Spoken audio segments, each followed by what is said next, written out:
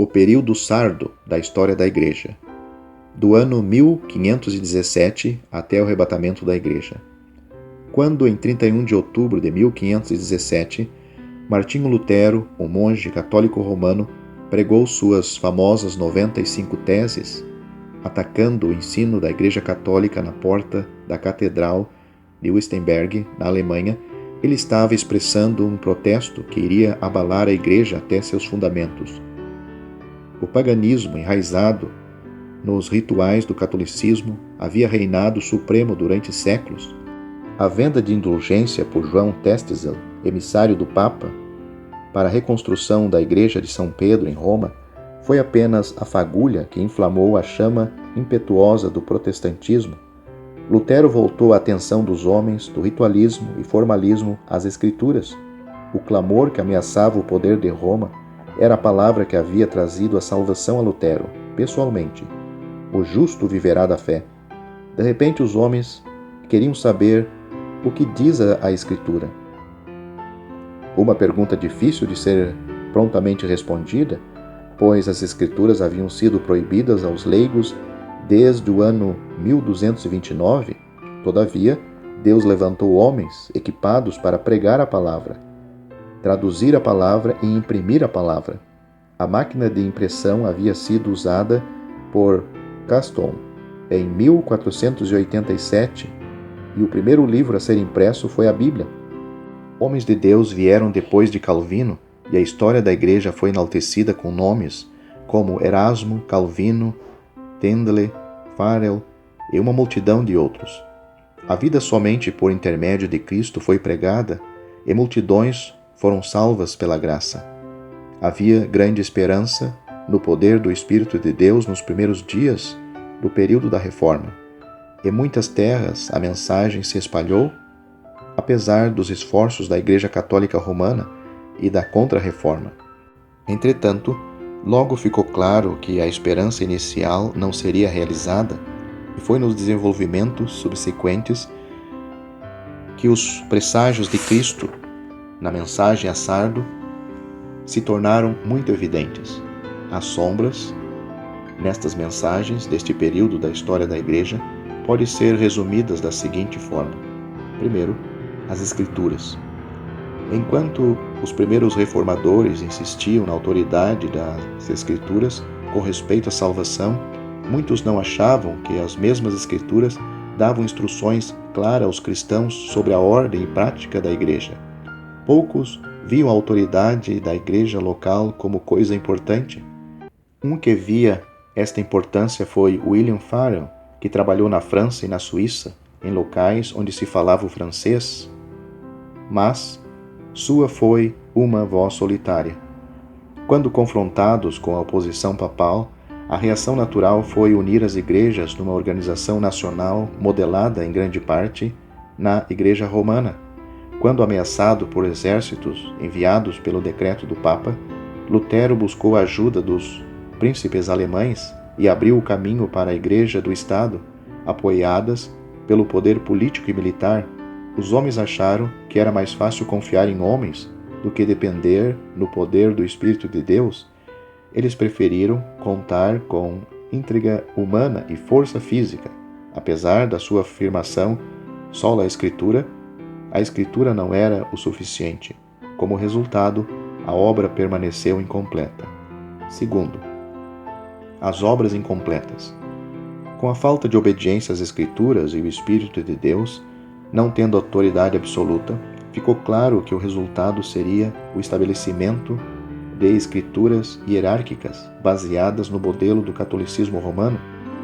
Enquanto a pregação protestante apresentava o Evangelho e a salvação pela fé por meio da graça, a organização e administração da Igreja era baseada em grande parte no que era conhecido na Igreja Católica. Os sacerdotes de Roma foram substituídos por novos clérigos.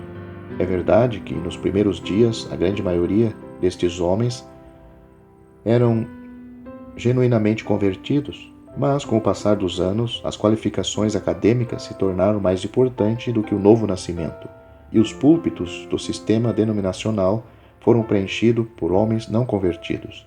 Isto promoveu uma confissão de fé nacional sem posse genuína de vida?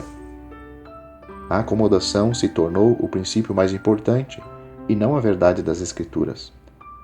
Para não ferir a sensibilidade de um povo vindo das trevas do romanismo, o ensino claro do Novo Testamento era raramente pregado, mas práticas comuns do romanismo continuavam sobre mantos diferentes. O batismo de crianças, o sacramento da Eucaristia e a ordenação de clérigos foi mantida, a esperança dos anos iniciais da Reforma não foi cumprida. As organizações denominacionais eram baseadas em limites nacionais, onde toda a população pertencia à Igreja. O cristianismo se tornou um mero ato de profissão. Havia pouca evidência de vida divina em muitas das igrejas. Nome de que vives? No protestantismo, logo se desenvolveu de tal forma que Cristo poderia ter se dirigido a muitas igrejas e dito, em solene condenação, o que disse a Sardo: estás morto. Terceiro, grandes nomes. Em nenhum outro estágio da história da Igreja, grandes nomes tiveram uma parte tão importante. Alguns destes homens foram grandes servos de Deus. Entretanto, infelizmente, o registro da história mostra que seus nomes foram usados para dividir os cristãos, e o resultado foi inevitável: o surgimento de denominações vindas de denominações. Lutero deixou o luteranismo, Calvino a história do calvinismo e Wesley fundou a doutrina metodista. Cada organização desenvolveu sua própria estrutura, construiu suas próprias magníficas catedrais e igrejas, criou sua própria liturgia, com referência mínima às Escrituras. Diferente do romanismo, mas tendo suas raízes nela, esta grande estrutura protestante parecia muito imponente, mas, como a igreja antiga de Sardo, levava consigo, em cada denominação, uma fraqueza inerente que provou ser fatal. A organização da igreja dependia do treinamento e educação de um clero adequado. Estes precisavam ser formados em faculdades e colégios, onde, nos primeiros dias, o corpo docente era formado por homens convertidos.